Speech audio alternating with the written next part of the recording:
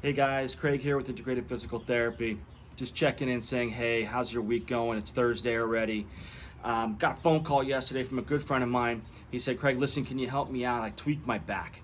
He said he's in a decent amount of spasm. Is there anything that I could do for him over the phone? If I could show him some videos, if I can help him out, just get out of this acute nature of the spasm that he's experiencing right now.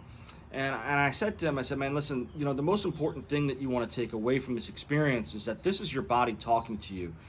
This is your body's way of saying, hey, pay attention. Something's off. Something's wrong. And to be honest, I don't know what caused the pain.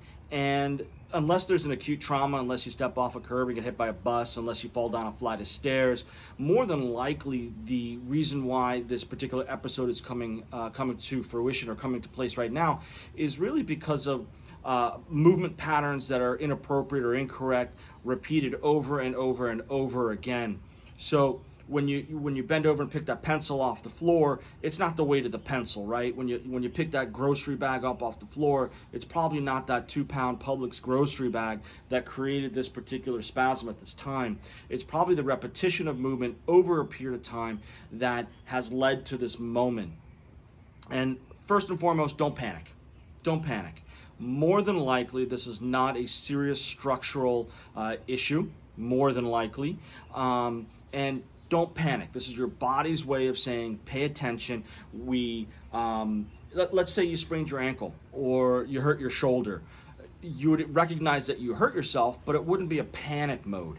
When you're talking about your spine, when you're talking about your nervous system, the brain automatically goes into this panic mode, and we want to try and avoid that right now because, again, more than likely this is not a structural issue.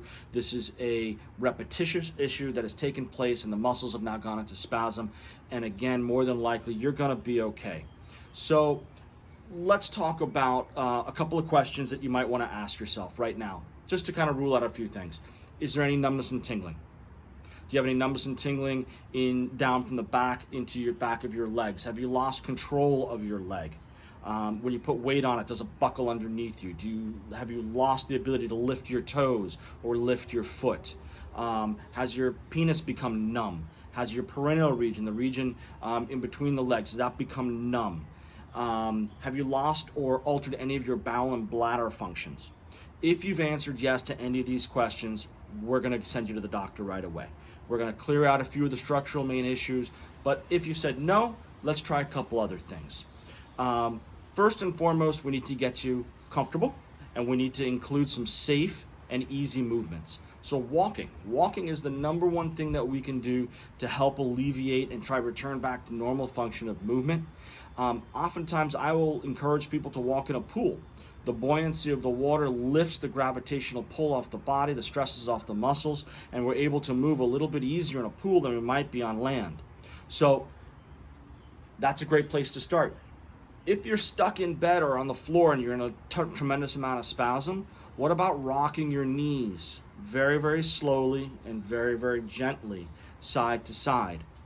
Stay away from pain, right? Your body's in spasm. The pain right there is letting you know that something's wrong.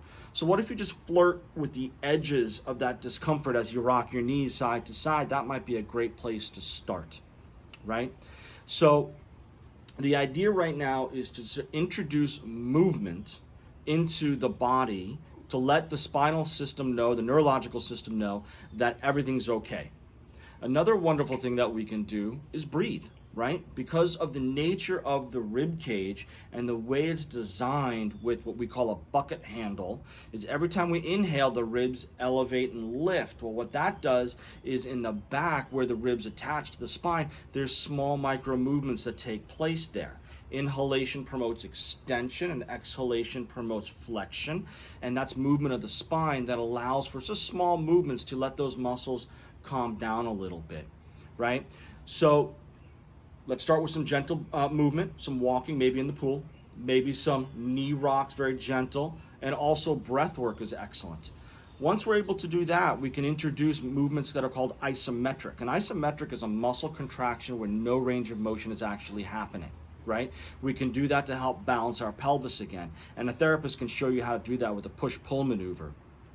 Isometrics are basically just reintegrating movement or better yet, I'm sorry, stabilization into a system that right now is unstable.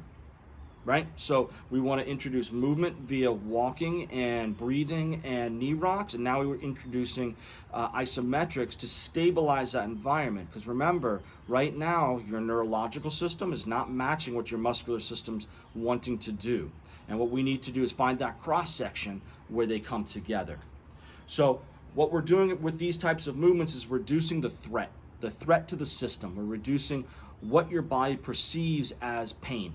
Right? Pain that has rendered the body in spasm, and that spasm is a threat to the system, and your body basically shuts itself down so that no further action can be introduced into the system to create further injury. It's going to take 2 or 3 days for things to calm down for you. I highly recommend that you see a physical therapist, and remember those telltale warning signs that we talked about in the very beginning that we'll send you to the doctor right away for. I hope you enjoyed the information. I hope it was useful for you. Next time you find yourself in a bit of spasm or a bit of a tweak in your back, try these first. Sometimes these motions will help you reduce what can come further down the road. Have a great weekend, everybody. Looking forward to seeing you soon.